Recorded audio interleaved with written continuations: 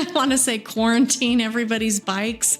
What is the word? Impound. Impound. Yeah, Yep. impound everybody's bikes and right there in their face. That's a good point. I think it is beneficial because, you have to stay. But that's not why you do it. No. You just do it because it's a cool race. Welcome to Dirt Dynasty, where the legendary tales of our family's racing pioneers intertwine with the thrilling stories of today's riders. Join us as we navigate the exciting world of dirt bike racing, exploring not only the Workman family history, but also the intertwined story of the famed Whitlock family. So Idaho City, from I went to Idaho City with you. Oh my gosh. 4 years ago, maybe 4 or 5. Yeah, it had to have 6. been pre-Alexa. So would have been at least 4 years ago. I love Idaho City. Like, it's so cool. It's so beautiful. Yeah. It's such a cool race, but it sucks for footage. Oh, like, the start and really any of those enduro style races, unless it's like an ISD where it's all taped off and that spectators can go look at the whole thing. But this one's like up in the single track mountains, and you can't get video, which is makes for a beautiful, amazing race, I'm sure. Yeah, it's super fun. But I saw the videos that Alexa took of the event, and it's like, wow. Yeah. But it is kind of unusual how they, I want to say quarantine everybody's bikes. What is the word? Impound. Impound. Yeah. Yep. Impound everybody's bikes. And so the reason they do that is because they do a tech inspection. So they make sure you have a spark arrestor. They check your sound. They make sure you got, Idaho. I don't know what they check for really. Besides spark arrestor, that's like the one thing you got to have, and you have to have an Idaho OHV sticker. Okay. So, which I honestly don't think they even checked for. So I just wasted $20. But they do tech inspection and then they impound your bike to make sure that you don't take it back and modify it. Okay. Because it's in national forest, so they have to be kind of picky with that stuff. So that's why they impound it. And it's so this race in the past has been an ISDE qualifier, which is an international 6 days enduro. Okay. So it's like the biggest enduro event in the world. But that's not why you do it. No. You just do it because it's a cool race. But that's where the impound thing started, is because they had to make sure people weren't modifying their bikes in between. Oh, to get the qualifier. Yep. Okay. So that's where that started. So you have to impound your bike the night before, and then you go pick it up like 5 minutes before the race starts and walk it over to the start, and which actually made for a kind of interesting start because my bike doesn't like to start when it's cold. Yeah, I was going to say, didn't you have trouble starting your bike? And Kyle Tishner, who we raced with, he's on a Yamaha, and Yamahas don't like to start either. Doesn't matter if they're cold or hot. They just don't start very good. They just don't like to start. Yeah. So, and we're on the second row. So first row takes off, and then we got to wait for our minute to come so we can start our bikes. It gets there. We start cranking our bikes. Nothing. Like neither we're just, one of you. We look at each other. Put the hot start on. Like it took us like 30 seconds to get going. It was pretty funny. Oh shoot! Yeah. And everybody's watching, So we're just sitting there cranking our bikes. Like, I don't know what to do here. Just hold on, guys. It'll start. Give it a minute. Trust us. Yeah. We know our bikes. We know they'll start eventually. Yeah. So that was fun. Oh, shoot. But it's like I said, national forest up in the mountains. Idaho City is pretty cool because it's got more sand than Utah mountains. Like it's kind of a softer dirt. So it's, I would not have guessed that. yeah. Like there's some sections where you're going through the pines and it's like sand whoops. It's pretty cool actually. That's weird. Yeah. But so that one is an enduro. So they have timed sections, which they call test sections, and then transfer sections, which you're just going from test to test, and they don't time that. Okay. So Other than you have to start your test, you have to make a checkpoint at a certain time. So it's not like you can really lollygag too much. It's like you kind of got to stay make on sure you're there on time. Yeah. Just Okay. to make sure everything keeps flowing. So, Okay. yeah. So the test sections, unless you got somebody behind you that's faster than you or somebody in front of you that is slower, you're usually out by yourself in the test sections unless like you catch somebody or whatnot. So it's just you out there going as fast as you can for 7 to 10 minutes. Do you find that that's beneficial? I feel like that would be more. I feel like usually people push themselves more when they have somebody right there in their face. That's a good point.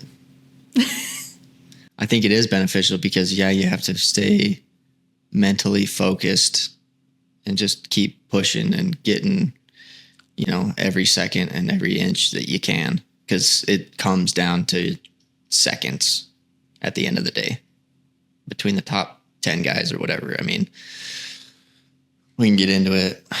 But yeah, me and Kyle, our times were within 5 seconds of each other for the most part after a 10-minute test section.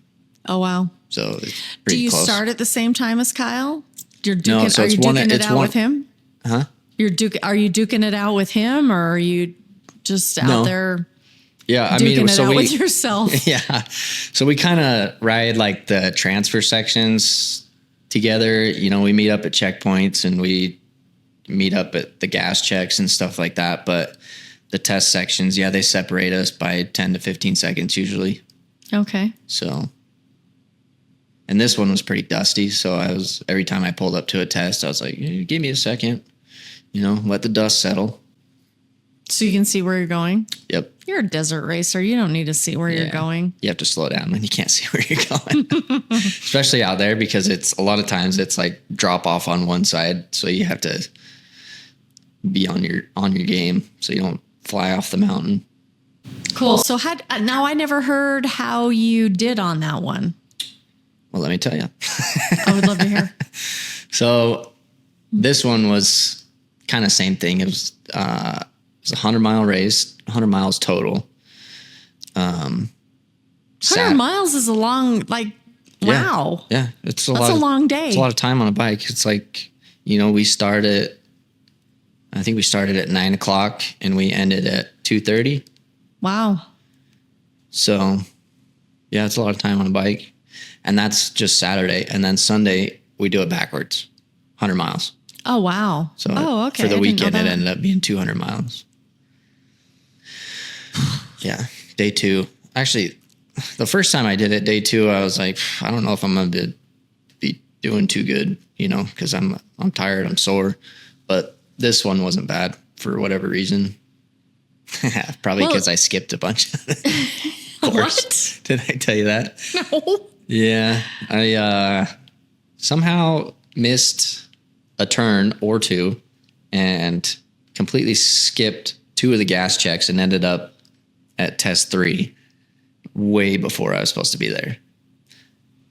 Like, I pulled up to test 3 and they're like, "Are you a rider?" And I'm like, "Yeah." They're like, "You're not supposed to be here." And I'm like, "Where am I supposed to be?" I'm just following the course. And yeah, they had a couple sections where the trails cross pretty close to each other, and I must have just took a wrong turn for a brief minute, and Fast guy probs. I guess so. That's the thing. Like when they pre-run the course, if they don't have a top guy doing it, it's it's kind of sketchy because for us fast, like the markings, like we just see things differently, you know? Yeah. I can't say too much because while I wasn't the only rider that did that, the other fast guys didn't do it. So, Oh, shoot. Yeah, that's not a fast guy problem Yeah. then. yeah. Sorry. I hate But to tell you. talking to some of the fast guys, they were like, they like almost missed it, like caught it out of the corner of their eye, and they're like, oh, trail's that way. So it sounds like it was fairly easy to miss because they didn't like, I don't know if it was like littering, but they didn't do pound like the lathe and with the arrows on it, like the wood slats. Okay. And they just like stapled markings to trees. So when you're following, you know, a blue arrow about this big that's stapled to a tree 15 foot up, you know, it's like, At 50 miles an hour. yeah, it's a little hard to follow sometimes, but So when you say these fast guys that didn't miss the turn, like who are these fast guys you're talking to that didn't miss it? the Idaho City race brings out a variety of people. Like you get some fast local guys. And then you got guys like David Camo. He used to do like the National Hare and Hounds, and he's super fast guy. I think he won day one in Idaho City. And then like there's some other guys like I think Tyler Vore. I really don't know that much about these guys because I don't race a whole lot. Different genre than what Yeah. you're used to. Yeah. But I mean, it's just crazy how close the times are because I think after day two, like it was 3 minutes between me and first place. And I was 10th. I got 10th. Okay. So, and you know, looking back, there's some stuff I'm like, I don't know how they were going that fast. But then there's some stuff where I'm like, okay, I probably could have shaved off 30 seconds or something like that. Just with bike setup and not tipping over. I tipped over a few times. But yeah, I haven't quite been able to wrap my head around how those guys go that fast. It's just kind of like this unfathomable Yeah. And from gap. what it... Like I can, I can figure out, I can conceive how I can shave 30 seconds of a 3-minute gap off. Yeah. And beyond that, I can't even conceive it. Yeah. That's how fast those guys are going. Yeah. And the faster I get, the more people I talk to, it never ends. There's Great. always somebody that's faster than you. Well, that's comforting. Yeah. So it's just, so when I make any kind of progress, you know, if I'm, you know, show signs of speed, I'm like, okay, that's cool. I need to figure out how to do that consistently. And then maybe if I can figure out how to do that consistently, I can find some more here and there. So, yeah, but I think they had 4 or 5 different tests throughout the day. So, I mean, and they're anywhere from 7 to 10 minutes. So you got an hour of test time. And yeah, 3 minutes is the difference. That's between crazy. Winning and 10th. Yeah. That's crazy. And like, so, Kyle Tishner, he's super fast guy in the desert. Like Knowles blew my socks off. Like I wasn't even close to his times.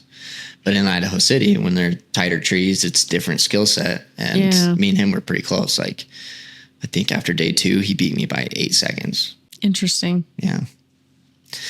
But it's a different, Idaho City's different because there's so much brush and so much trees, and it's a different type of racing. Like you almost have to, It's like a whole other world from desert. yeah, you almost have to, I don't want to say guess, but make an educated guess on where the trail's going to go.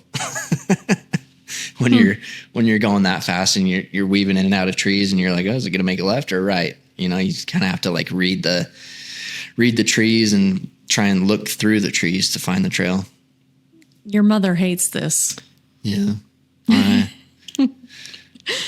To me anyways, I have to send it to a point where I'm not comfortable doing that. Not Like ready for that. there could be a log, you know, sticking out in that bush right there. In fact, a couple guys hit something and like mess their knee up. And yeah, so it's those kind of races. It's more of a balance between sending it and not making mistakes. Being very careful. Yeah. Like if I wouldn't have tipped over 3 times on day 2, I probably would have got like 6th or 5th or something like that. Tipped over 3 times? Yep. In the test sections, just stupid stuff. Like I blow a corner. There was one where I came over. It was right at the end too. Came over the hill and it was like a steep downhill and then a sharp left. And I went down the hill and I just grabbed too much front brake and just tipped over right there. And I'm like scrambling to pick my bike up because the moto tally thing where they mark your time was like 5 feet away. Son of a. Of course. Yeah. Crazy. But yeah, that's a super fun race. Like when I told you I missed both gas checks and I ended up at test 3, I had to go probably 6 miles on pavement back to town so I could gas up. Ouch. Yeah. So I could gas up and then went back. At the one little gas station they have there in Idaho City? Yeah, well, I mean, we were parked across the street, so. Yeah. But yeah. Yeah. Shoot. So. Yeah, and then Kyle pulls up to the test. He's like, "Where were you?" I was like, "Dude, you're too fast. I had to take a shortcut to catch up to you." But it was fun. And the town's super cool. Like they got little shops and population 500 or whatever. It's the town is really cool. I love that there's just like this little small town feel. Yeah. Like when I was waiting for you to do the race, I was like walking around and checking stuff out. Yeah. And super cool little town. So, and they have, when I went with you, they had really cool trophies. Did they do that again? I want to say they had like hand built, 3D printed, like crazy awesome trophies. I don't remember. You didn't get one, so I you didn't don't get know. one, so I don't remember. Yeah, I blocked that one out. Sorry, I won't bring it up again.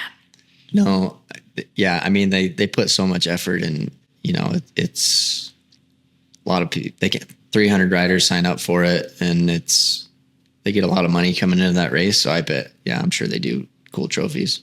I got a little gold medal because I was in the top 15 or whatever. Nice. So.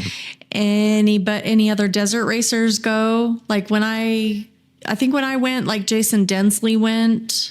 Yeah, he was signed up this year, but had something come up and wasn't able to make it. But yeah, like the Knights, the Knight brothers, they did it.